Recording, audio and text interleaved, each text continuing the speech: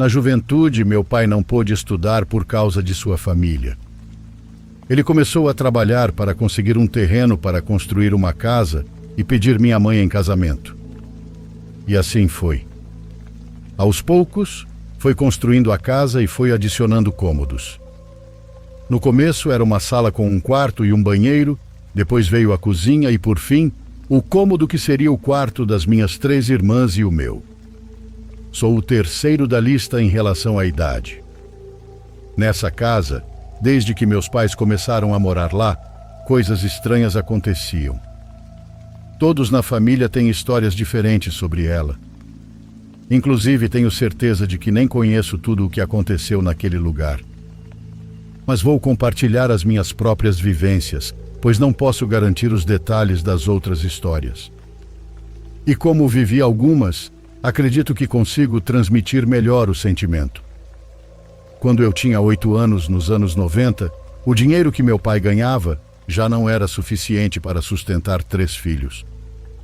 Então minha mãe arrumou um emprego, mas precisava sair da cidade todos os dias para a fazenda a 1 hora de distância.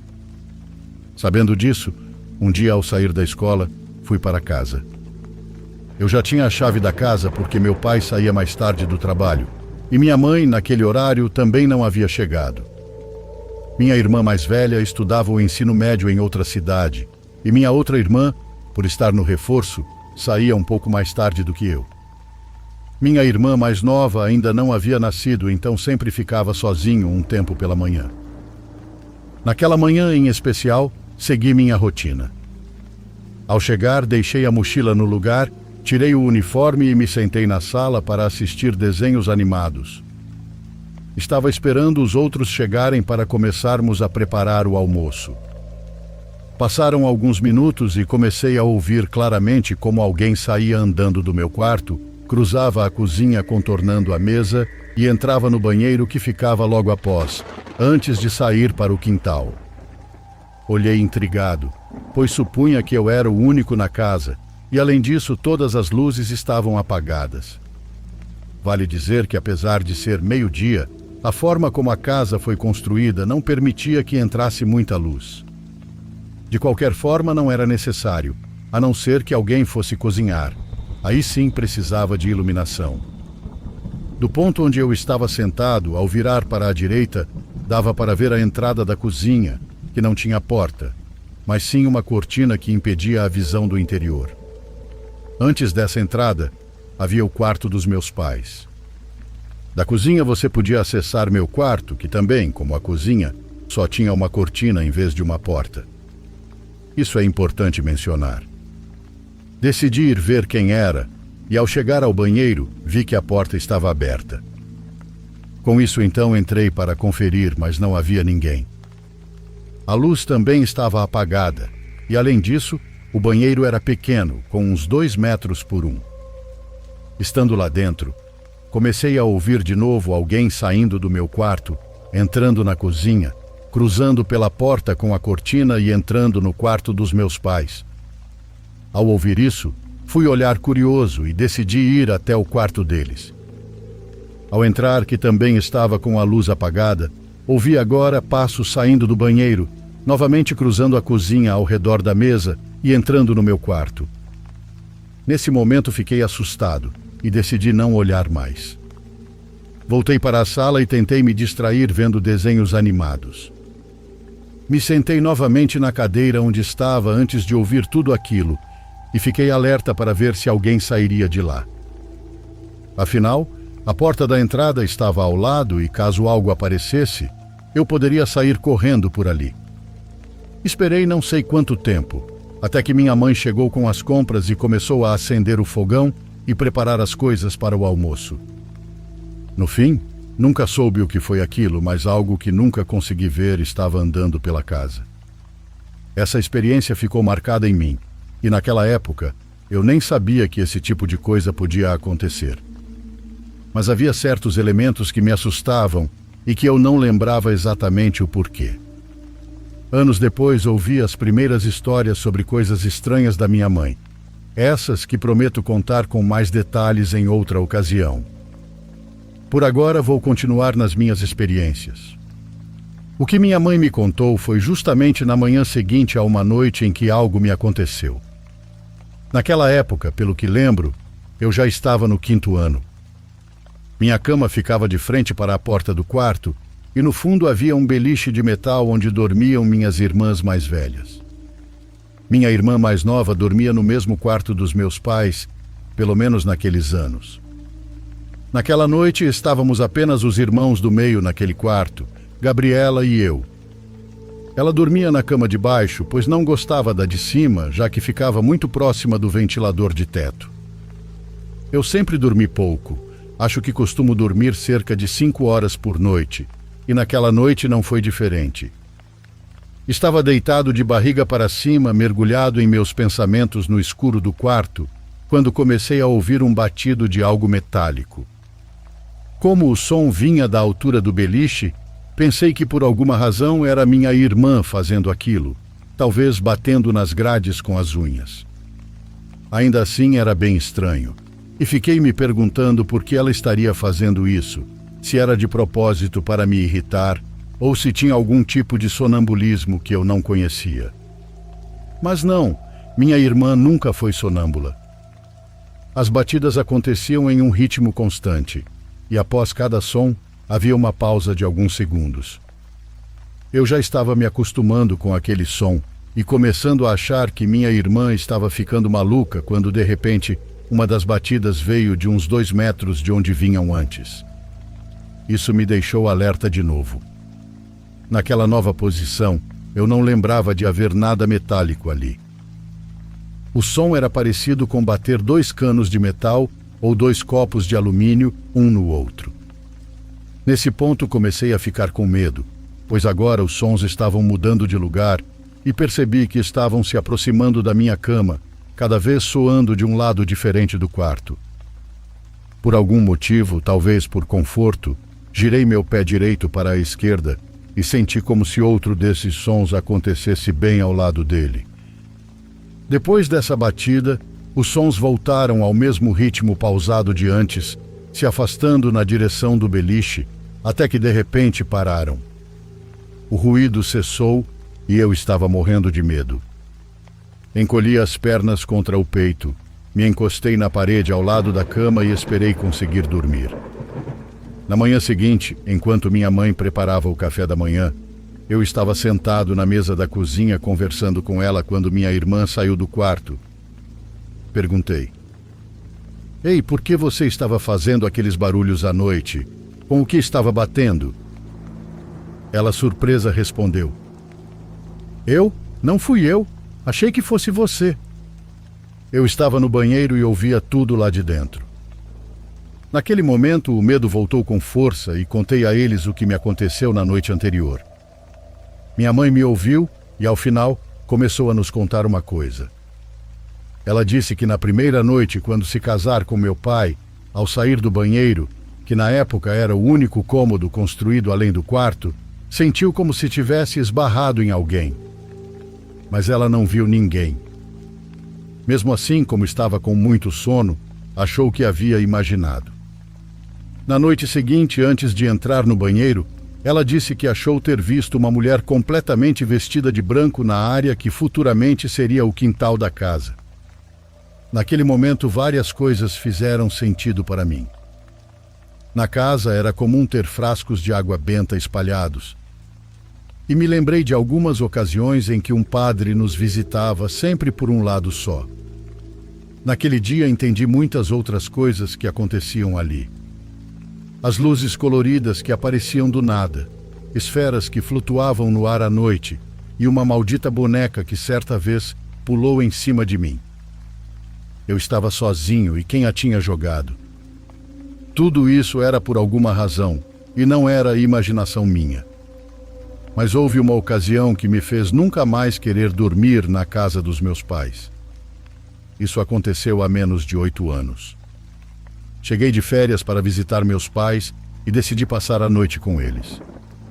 Naquela noite, como sempre, estava perdido em meus pensamentos tentando dormir.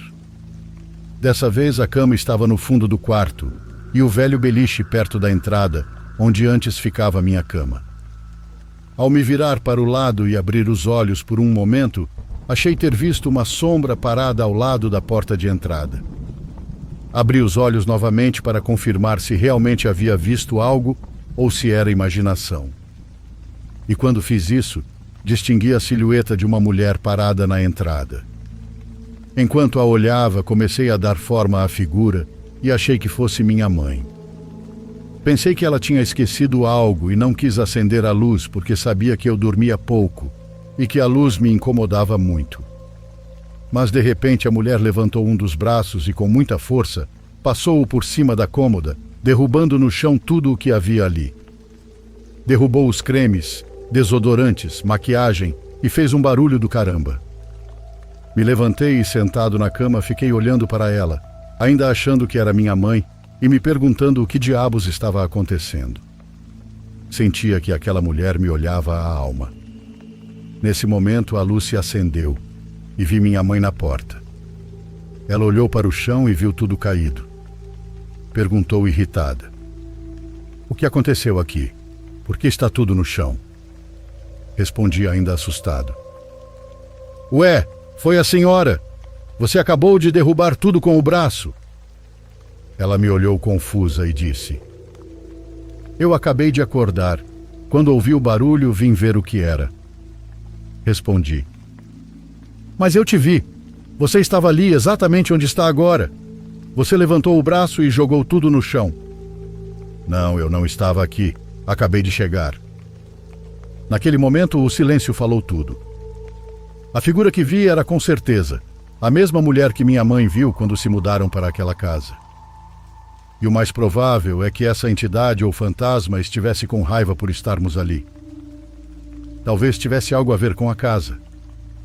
Sempre se falava em reformá-la, e talvez isso a incomodasse. Hoje em dia não moro mais naquela cidade, e quando visito meus pais, são visitas de apenas um dia. Os vejo em casa e vou embora à tarde, ou se fico na cidade, me hospedo em um hotel. Não costumamos tocar nesse assunto mais, mas tenho certeza de que até hoje ainda acontecem coisas por lá.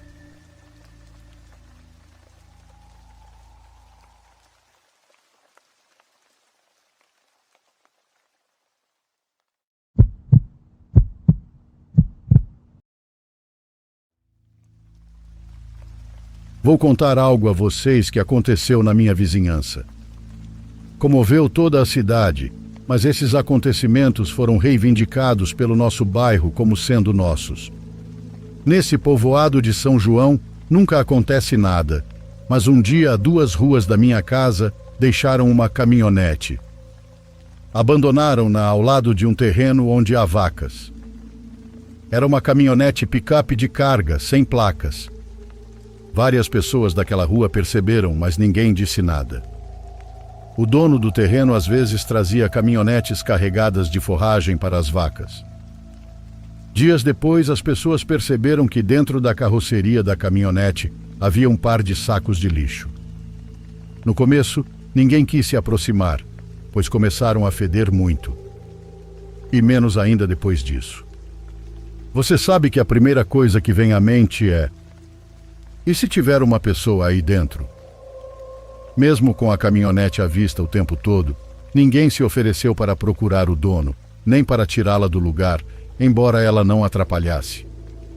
Ninguém foi ver que diabos havia naqueles sacos que pareciam prestes a estourar. Numa noite, uma das minhas primas chamou os filhos, que estavam na rua, para entrarem e jantarem. Hoje em dia, nem nas cidades pequenas existem mais crianças brincando na rua, mas antes sim. Os filhos da minha prima estavam fora desde cedo jogando bola e um deles entrou correndo direto para o banheiro. O outro parou na porta com uma expressão desconfortável e pediu à mãe se podia ficar mais um pouco. O cheiro que veio com o menino era pior do que podre. Não tinha comparação. Era um cheiro tão forte que empesteava o ar como se a própria terra estivesse vomitando o que havia absorvido por anos. Minha prima levou o filho até o quintal, onde havia uma lâmpada que iluminava fracamente o lugar, e ali pôde examiná-lo melhor. O menino fedia, claro, mas o que mais chamou sua atenção foram os sapatos. Estavam completamente sujos, mas não de lama ou terra. Eles estavam cobertos por algo preto, vermelho, cinza, amarelado e viscoso. Como uma mistura de sangue velho, terra molhada e algo que parecia ainda estar vivo e ao mesmo tempo se decompondo. O menino não entendia o que estava acontecendo, mas cada vez que a mãe perguntava, ele apenas repetia que tinha jogado bola lá, com as vacas.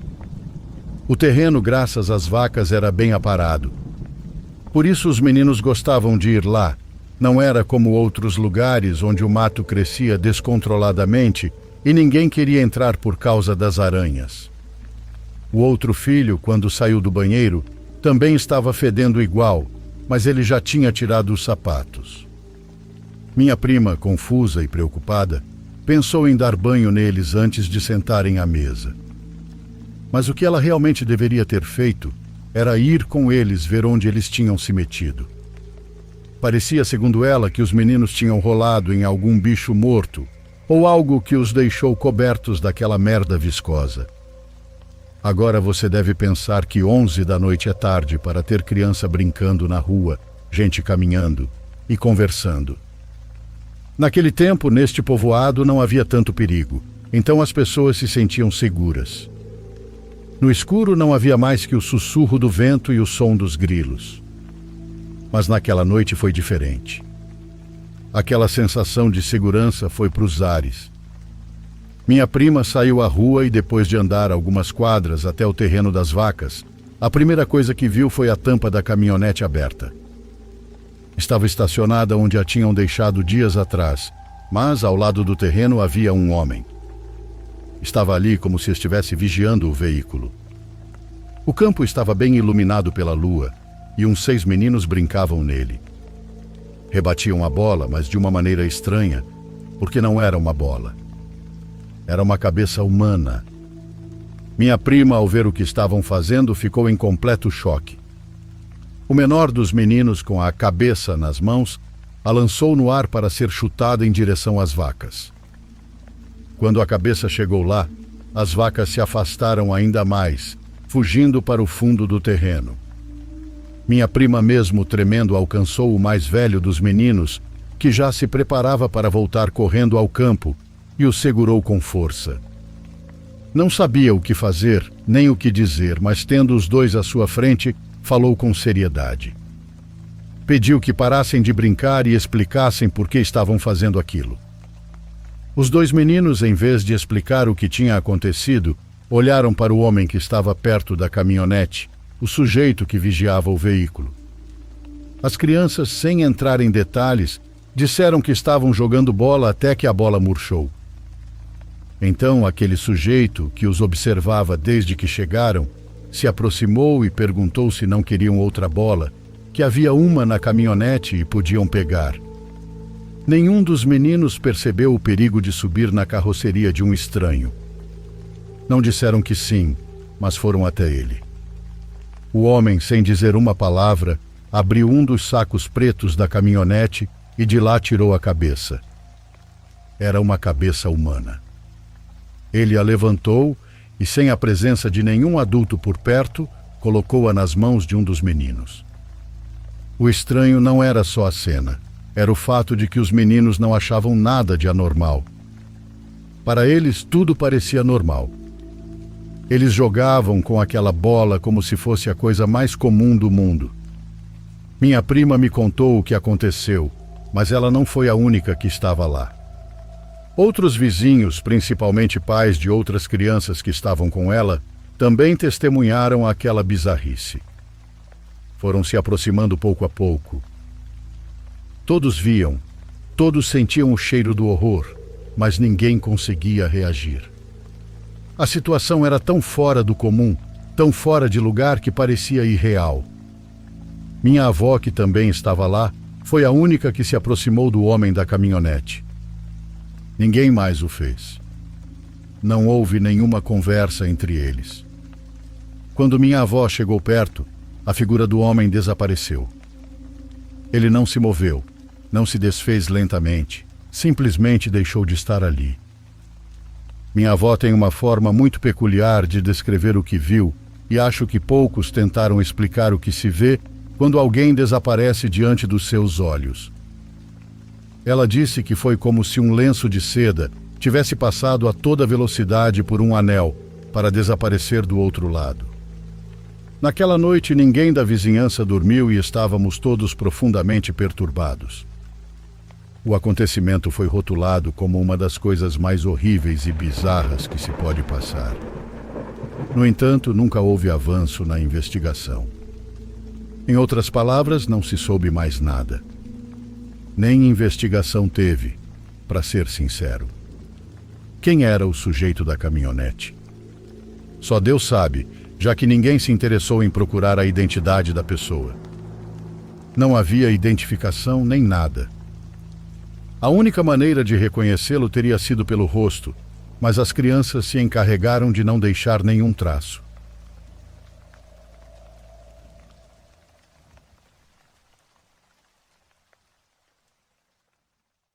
Por favor, curta e se inscreva se você estiver gostando. Agora continuamos.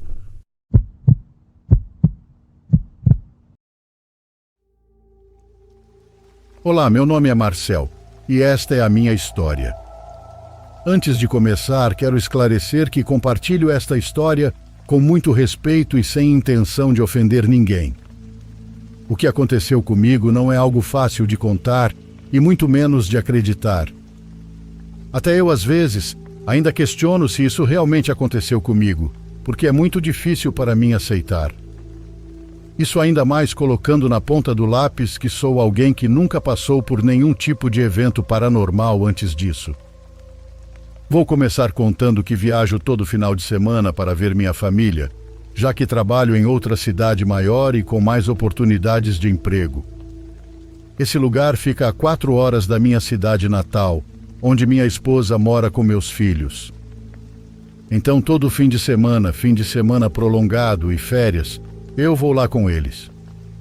Naquela ocasião era começo de 2018. Era uma sexta-feira qualquer e um colega de trabalho me levou até a rodoviária. Meu ônibus saiu às 20 horas e eu cheguei lá na hora certa. Pegamos a estrada e ele sempre para em uma pequena cidade no caminho.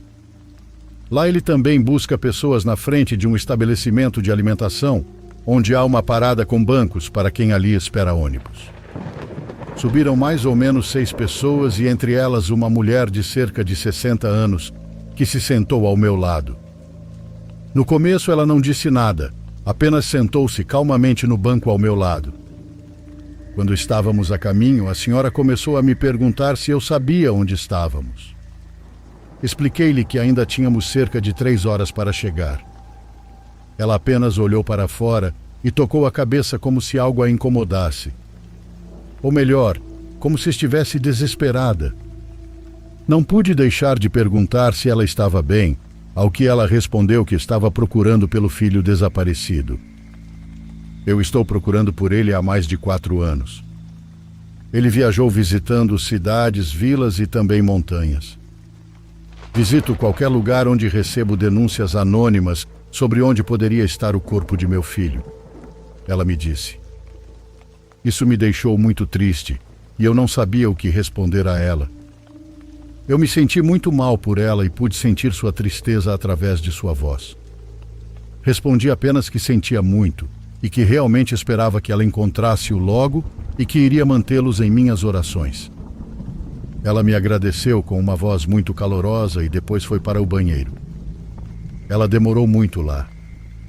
Achei que talvez ela estivesse chorando ou algo parecido, mas passou 1 hora e a senhora não saiu do banheiro. Então fiquei preocupado. Estávamos chegando em outra parada, então aproveitei para ir até os fundos e bater na porta do banheiro onde a senhora ainda estava.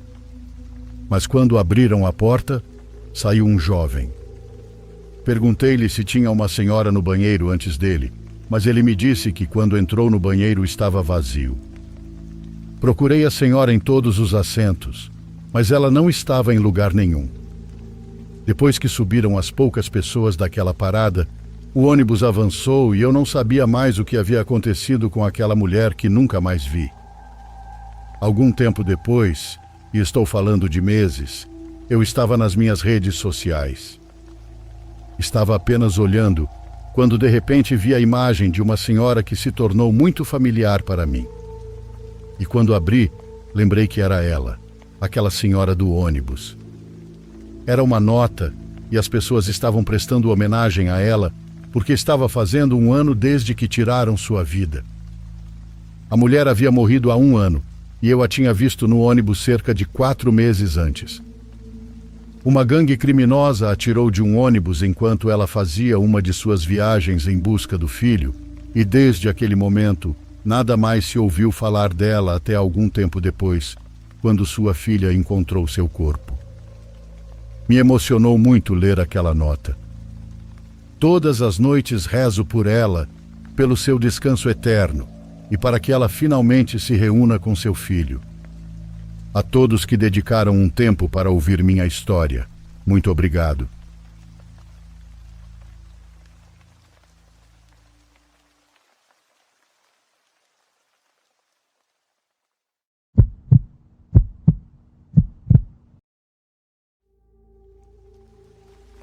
Eu não falo sobre isso com as pessoas por causa do quão insano parece, mas algo aconteceu comigo em 2017 que me fez questionar não só a minha sanidade, mas a estrutura da própria realidade.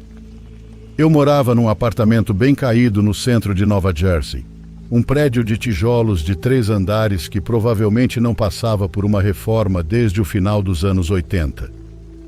Era o tipo de lugar onde as luzes do corredor zumbiam, cada porta tinha a tinta descascando e fechaduras que não combinavam entre si. Eu morava lá com meu colega de quarto chamado Nick, que trabalhava como segurança no turno da noite em um armazém nos arredores da cidade. Na maioria das noites, eu ficava com o lugar só para mim. Era uma quinta-feira à noite, no começo de fevereiro, quando cheguei em casa um pouco mais tarde do que o habitual. Lembro de estar subindo as escadas e ser atingido por um cheiro que eu não sentia há anos. Borracha queimada misturada com algum tipo de desinfetante cítrico. Esse cheiro despertou em mim uma memória estranha e repentina que parecia nem ser minha. Enquanto eu andava pelo corredor, a sensação de déjà vu me acertou como uma marreta. Não era apenas um flash de familiaridade, mas uma sensação avassaladora de que eu já tinha vivido aquele momento exato antes, com detalhes precisos e minuciosos. Parei a cerca de 1,5 metros da minha porta e congelei. Eu sabia o que ia acontecer em seguida. A luz acima de mim piscaria 2 vezes, uma mulher do andar de baixo gritaria algo abafado e depois riria. E no fim do corredor, algo pesado cairia. E aconteceu nessa ordem exata, exatamente como eu sabia que aconteceria. Lembro de ficar parado ali, sem medo ainda, só confuso. Pensei que talvez tivesse sonhado aquilo, mas então aconteceu de novo na noite seguinte. Dessa vez eu estava assistindo TV, comendo comida japonesa que sobrou, e de repente eu sabia qual cena iria passar antes mesmo de acontecer. As falas, os sons de fundo, até o momento exato em que meu celular vibrou no criado mudo. Nos 5 dias seguintes, esses momentos ficaram mais frequentes. Comecei a anotá-los, a me testar, e todas as vezes eu acertava. Eu sabia de coisas que não tinha como saber, como o horário exato em que o Nick me mandaria uma mensagem, ou o momento em que o cachorro do vizinho começaria a latir feito doido. Mas não eram memórias, eram lembretes de algo que eu ainda não tinha vivido. Foi aí que os sonhos começaram. Eu sonhava que estava deitado na cama e a porta se abria. Nick entrava, branco como papel, suando, e dizia: "Tem alguém no prédio." A voz dele soava errada, meio sem emoção, como se fosse reproduzida de uma gravação. Perguntei: "Quem?" E ele apenas me encarava. Esse sonho se repetiu todas as noites, mas na última noite não foi um sonho. Às 3h12 da manhã minha porta se abriu e o Nick estava parado ali, dizendo exatamente as mesmas palavras. Eu o segui para o corredor com um taco de beisebol na mão. Ele apontou para a escada e não havia ninguém, mas algo estava errado. As sombras não se mexiam como deveriam. Contei para o Nick sobre os sonhos e ele apenas me encarou e disse: "Eu também estou tendo eles." Nenhum de nós disse mais nada. O déjà vu acabou naquela noite, mas desde então às vezes eu percebo um lampejo de algo, como uma memória, uma sensação ou um ruído. E me pergunto se estou prestes a lembrar de algo antes que aconteça de novo. Porque se aquela porta se abrir de novo e eu ouvir aquelas palavras, eu não sei se serei capaz de seguir dessa vez. Comecei a questionar se o que a gente chama de memória não é, na verdade, nosso cérebro acessando linhas do tempo, empilhadas umas sobre as outras, como camadas de papel. Às vezes eu penso que aquele corredor é algum tipo de ponto fraco, uma costura entre duas versões da realidade. Me mudei 6 meses depois daquela noite e já passei de carro em frente àquele prédio mais de uma vez. E bom, toda vez eu juro que sinto um puxão, como se meu corpo quisesse parar e entrar. Parte de mim ainda acredita que tem algo esperando no fim daquele corredor. Não uma pessoa, nem um fantasma. Na verdade, algo que nem eu sei o que é.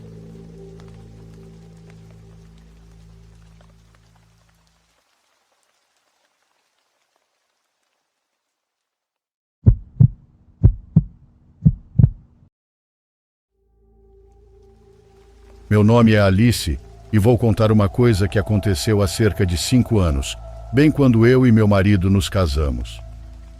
Ele é suíço e eu sou do Equador. Decidimos que seria uma grande aventura acampar no sul da Suíça para passar um momento juntos, eu e ele em meio à natureza. Saímos de carro levando tudo o que precisávamos para passar um fim de semana. A viagem foi linda. Mesmo com o inverno prestes a acabar, tudo estava coberto de neve, e as paisagens por onde passávamos eram deslumbrantes. Bem, a verdade é que na Suíça as paisagens são sempre lindas. Escolhemos um local bastante isolado para acampar. Ficava perto de uma floresta com vistas incríveis das montanhas. O lugar era perfeito, tranquilo, sem ninguém por perto, exatamente o que estávamos procurando. Montar a barraca não foi tão complicado, embora fazê-lo no frio tenha sido um desafio. Quando terminamos, ficamos um pouco do lado de fora observando o cair da tarde. Naquela noite, depois de um jantar simples, entramos e fechamos. Estávamos cansados, mas felizes, entusiasmados por vivermos juntos esta pequena aventura. Embora estivesse frio lá fora, dentro da barraca estávamos aquecidos e confortáveis. Obviamente levamos tudo o que precisávamos para não passar frio. É aqui que as coisas ficam um pouco estranhas. Tudo começou à meia-noite, ou pelo menos acho que sim, porque não olhei as horas. Eu estava meio adormecida quando de repente ouvi algo lá fora. No começo pensei que fosse imaginação minha, como quando você está em um lugar novo e seus ouvidos começam a ouvir tudo com mais atenção. Não sei por que isso acontece, mas os sons continuaram. Pareciam passos ao redor e então, quando aquela coisa estava perto, ouvi o barulho que ela fazia. Pode parecer loucura, mas era como um porco combinado com o coachar de um sapo. O mais lógico era pensar que se tratava de um animal, mas qual deles faria um barulho daqueles?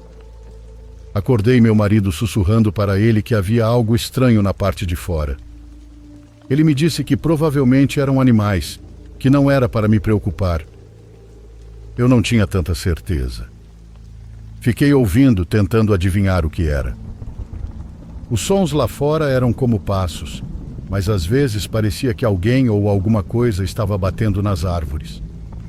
O estranho é que, embora tenhamos tentado nos convencer de que era um animal, até meu marido percebeu que algo não estava certo.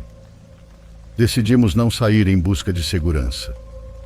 Não sabíamos que tipo de animal havia naquela área, então ficamos ali, em silêncio, só ouvindo. Os sons continuaram por um tempo e então pararam. Nem meu marido nem eu conseguimos dormir depois disso. Cada pequeno som nos preocupava. Embora não tenhamos visto nada, ambos sentimos que o que quer que estivesse lá fora não era apenas um animal à procura de comida. Acreditamos que tenha sido outra coisa, e o que vimos depois nos confirmou isso. De madrugada, meu marido e eu saímos da barraca. Olhamos em volta em busca de algum sinal, algo que nos desse uma explicação, e em poucos segundos percebemos algumas pegadas na neve. Não eram impressões normais, isso é certo. Pareciam pés humanos, mas estranhamente como se a pessoa estivesse andando de quatro. E não havia apenas um par de pegadas, eram várias, formando um caminho que desaparecia ao longe. Sinceramente, não seguimos os rastros por medo. Tem alguns detalhes que não pensei muito na hora porque não conseguia explicar, mas vou compartilhar com vocês. Primeiro, as pegadas eram de pés humanos descalços. Se você lembra, mencionei antes que era final do inverno, então o frio ainda estava forte e nem vamos falar da neve. Quem andaria descalço à noite num lugar como aquele? Além disso, as pegadas eram estranhas, como se tivesse 4 pernas com 4 pés humanos. Tudo era muito estranho. E bem, essa é a história de nossas pegadas misteriosas. Não sei o que você vai pensar, mas garanto que aconteceu exatamente como eu te contei, e cada vez que penso nisso ainda me assusta. É uma daquelas coisas que acho que nunca vou entender, e por falar nisso, se você ouvir algo assim, cuide-se.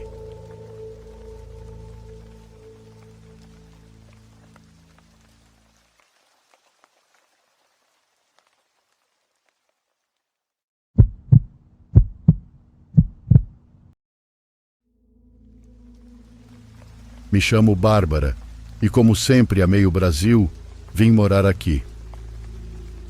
Hoje quero lhes contar uma das experiências paranormais mais intensas que vivi. Sou da Venezuela, mais especificamente do estado de Zulia, e lá a crença em bruxaria e santeria é algo muito comum. Tão forte é a crença que muitas famílias, como a minha, têm sua própria bruxa de confiança. No nosso caso, é uma amiga da família chamada Loa. Ela cuida de ler cartas, fazer trabalhos e nos proteger de qualquer mal. Apesar de sermos crentes em Deus, também temos certeza de que não estamos sozinhos neste mundo. Acreditamos em santos, demônios e forças que não compreendemos totalmente, mas sabemos que estão ali. Essa história começa no meu aniversário de 11 anos. A festa foi grande, cheia de familiares. Entre os convidados estava Loa, a quem eu sempre via com respeito e até com um pouco de medo. Lembro-me de ter visto um grupo de mulheres conversando perto do escritório, e eu estava ali por perto. Tudo parecia normal até que um dos amigos do meu padrasto, que já tinha bebido demais, se aproximou do grupo de mulheres e começou a fazer comentários inapropriados.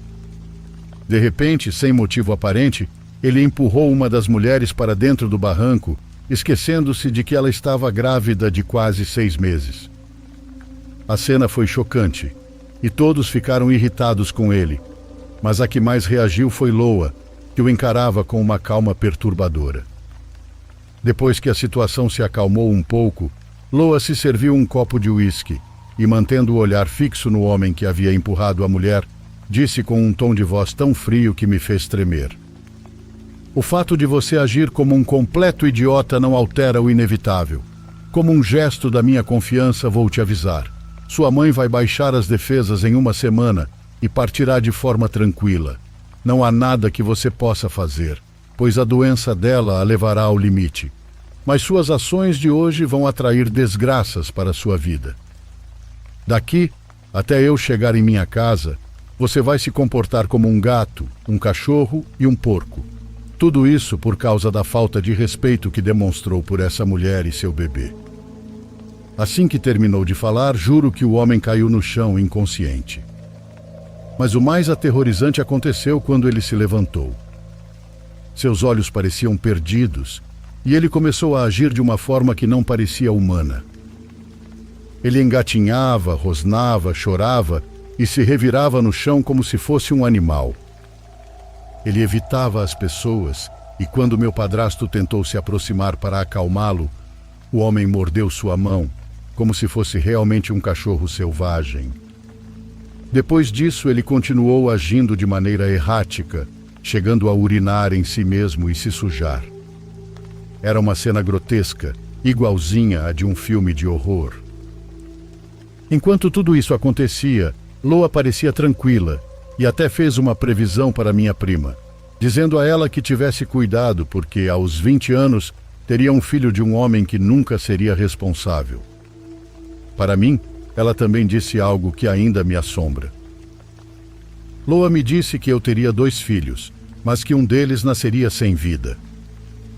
No meio do caos, ninguém sabia o que fazer, até que meu padrasto decidiu levar Loa para casa, para ver se a situação se acalmava.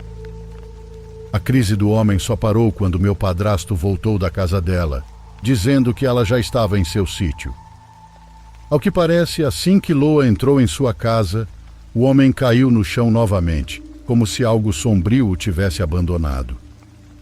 No dia seguinte, ninguém conseguia explicar o ocorrido, mas o mais assustador foi que tudo o que Loa previu naquela noite se cumpriu. A mãe do homem morreu exatamente 7 dias depois, e minha prima, aos 20 anos, teve um filho com um homem que a abandonou. E eu ainda tenho essa última profecia rondando minha mente, sem saber se um dia também se cumprirá.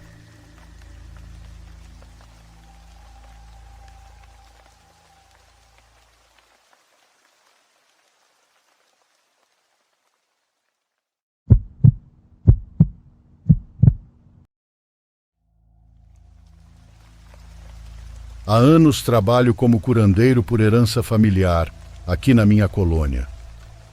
Tenho outro emprego, mas faço esse trabalho nas tardes e noites, principalmente para conhecidos. As pessoas me procuram para desfazer males, trabalhos de bruxaria, fazer limpezas espirituais, entre outras coisas. Certa vez, uma jovem com cerca de 15 anos veio até a minha casa acompanhada por sua tia. Eu já conhecia a tia, mas nunca tinha visto a jovem antes. Ela pediu para entrar sozinha comigo, e a tia, confiando nela, permitiu. Perguntei: "Mocinha, o que está acontecendo? Por que veio aqui hoje?" A recebi como qualquer cliente e ela me explicou. Minha família não sabe exatamente o que está acontecendo comigo. Não quero contar porque tenho medo de que não acreditem ou pensem coisas ruins, mas eu só quero que isso pare de acontecer. Nem eu mesma entendo por que está acontecendo comigo. Ela começou a desabafar. À noite, minha avó entra no meu quarto quando todos já estão dormindo. Ela me acorda segurando meu pescoço com força e tentando me sufocar. Eu luto com ela, acendo a luz, mas quando faço isso, ela desaparece. Mas é ela. Eu a conheço bem. Não entendo por que ela está tão zangada comigo. Às vezes minha família vê as marcas no meu pescoço, mas eu não digo que é o fantasma da minha avó, porque ela faleceu há 5 anos. Desde o momento em que essa jovem entrou no meu pequeno consultório, na frente da minha casa, eu senti que ela trazia algo pesado. Achei que fosse um trabalho de bruxaria, mas parecia diferente. Perguntei sobre sua relação com a avó em vida, e ela me disse que se davam bem, assim como o resto da família. Nada indicava que isso deveria estar acontecendo. Ela enfatizava que ninguém sabia que era a avó que a atacava. A jovem estava muito preocupada e assustada. Depois de realizar alguns procedimentos que uso para detectar o que a pessoa traz consigo, percebi rapidamente que não era um trabalho de bruxaria, mas algo diferente. Perguntei à jovem: "Sua avó está enterrada no cemitério tal?" Ela respondeu que sim. Então expliquei.